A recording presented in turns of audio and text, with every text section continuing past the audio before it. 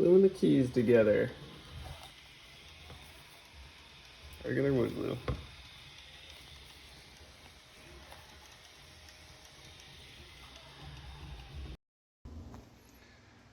Alright, so here's the form, 3D printed with the Bamboo A1 Mini. I'll put all the files online. And the template inside, you can see I got a little bit extra for sanding. But the form came out pretty good. Gotta affix it to a piece of MDF or something. Then I'm doing the next set of keys.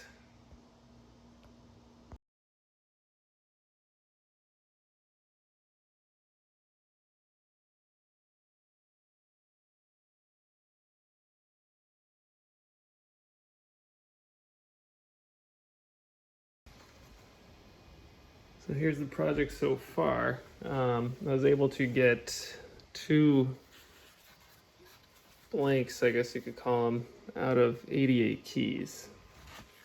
So the entire keyboard of a piano. I'm guessing this was an upright, cheaper piano. I had a few keys, maybe about that much left of the actual keys, and they're just kind of whatever. But I was able to get these 2 blanks. So glued them together, used the template to get a nice cutout, cut it out on a scroll saw, although if you have a bandsaw, I'm sure that'll work, sanded it out, and then put this darker finish on it that would match the neck a little bit better. One of these blanks I'm going to surprise a buddy with, so I'll probably put that on the video too. He's been excited about the build. So here's one of the molds. Got it all set up here. This is MDF, but what I did is I just took regular packing tape and lined the bottom of the mold so it won't stick to the MDF.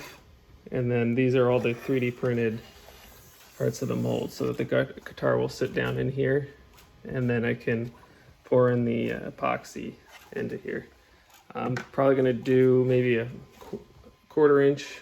With this epoxy, you have to do a 1/4 inch at a time. I'm going to do a 1/4 inch, wait till it's tacky, set one of these in here, and then hold it down with weight, and then pour a 1/4 inch at a time all the way until it's done. You can see here my first rendition wasn't quite big enough to fit the blank, so right now I'm actually just started another print with the A1 Mini to get this corner piece done, and I'll set that in. So once I do that, I'll take silicone and I will put it in all the seams so none of the resin seeps out and goes away, and then clean everything up really well and set up my epoxy. This epoxy's 1-to-1, so I have to get some mixing buckets, but once I do that, I'll try to get a good video of setting that up and doing that.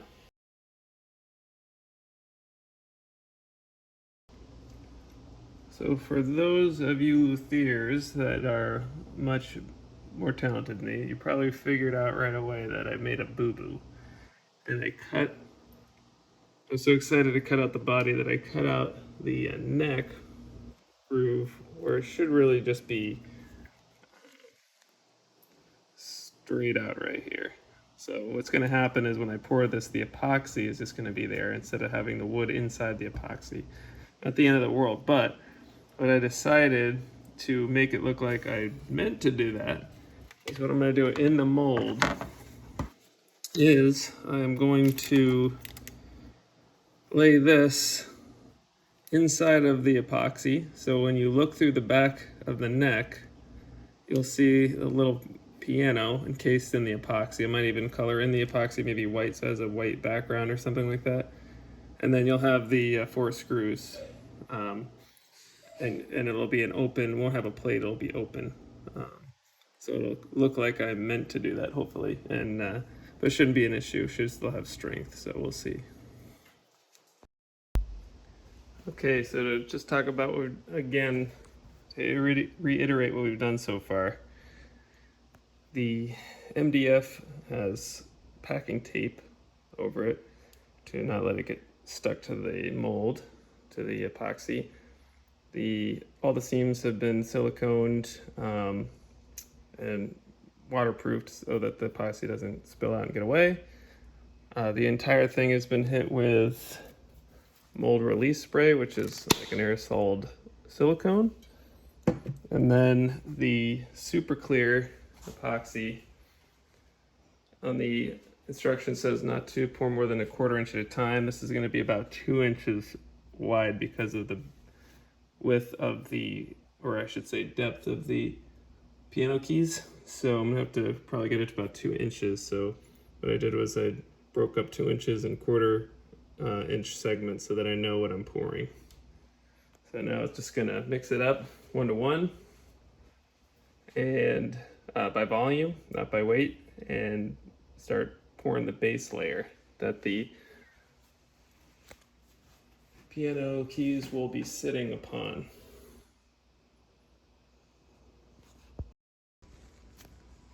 Okay, first layer down. This stuff is definitely super clear. Hopefully it stays that way. I mixed 20 ounces for each of these, and that was perfect right at the 1/4 inch level. So I did that by finding a volume of a Telecaster, dividing it by 8, so I know each 1/8 should be, which would be 1/4 because it's 2 inches of depth. And then that was, I think, around 35 cubic inches, and change that over to ounces, which was 20 ounces. So each pour was 20 ounces, came out just right, pretty much right at the 1/4 inch mark. And then hit that with a torch, because if you lightly torch it, don't stay in one spot for too long, it'll kick up all the little bubbles. It's hard to see it, but to the naked eye you can see some really light kind of, it almost looks like milky, but it's just very fine bubbles, densely populated in like one spot. You hit it with the torch and then it releases it and it becomes clear again.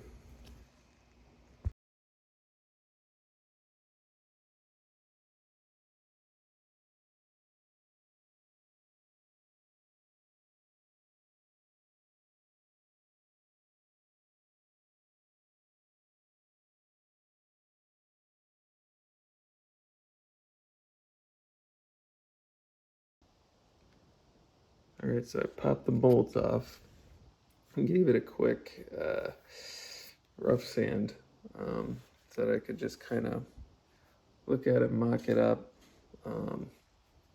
Everything came out pretty good, gotta say. A couple little boo-boos, like right here.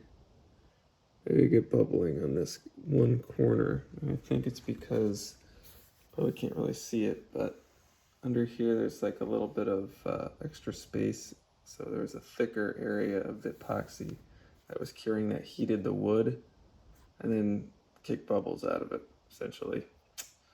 Oh well, it is what it is. It looks pretty good otherwise. Little pianos turned out pretty good too. Should be able to see that better from the other side. And the mold came off pretty easy, except for the piece that sat on this side. On both of them, I had to pretty much destroy it to get it out. But other than that, it went pretty good. So next step is going to be a little bit more finish, just actually more rough sanding, and then doing the pocketing for the neck and the electronics.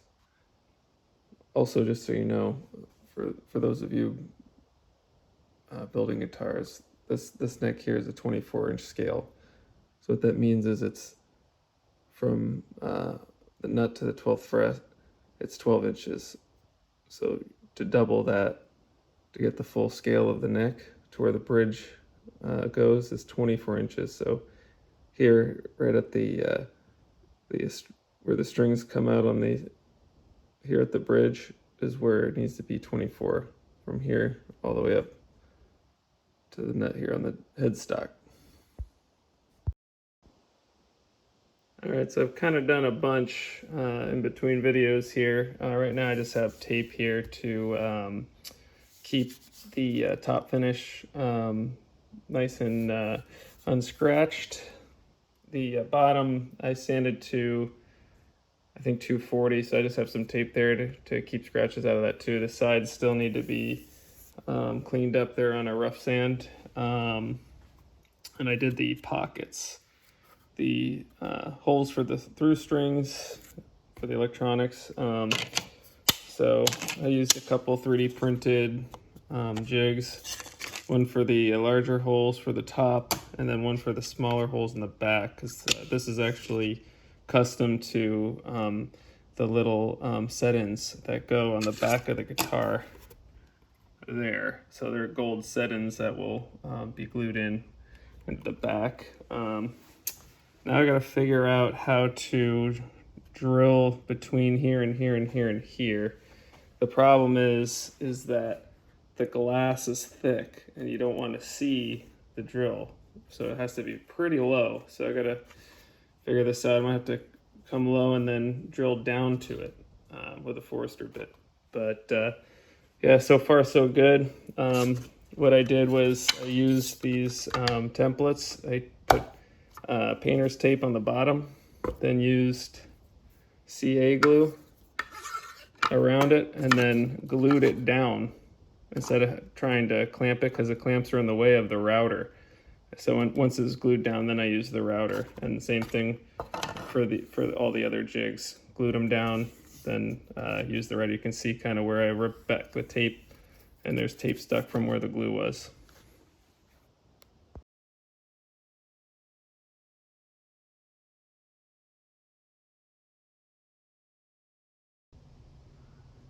Okay, a couple more updates on the guitar. Did some sanding, did some polishing, just like basic pads with a drill actually, and then some medium cut. I got some polishing compound coming, so I'm gonna do a polish on it too, but it looks pretty good. Pretty happy with it. There's a couple little imperfections, some bubbles that are pretty deep, but I think it looks pretty good.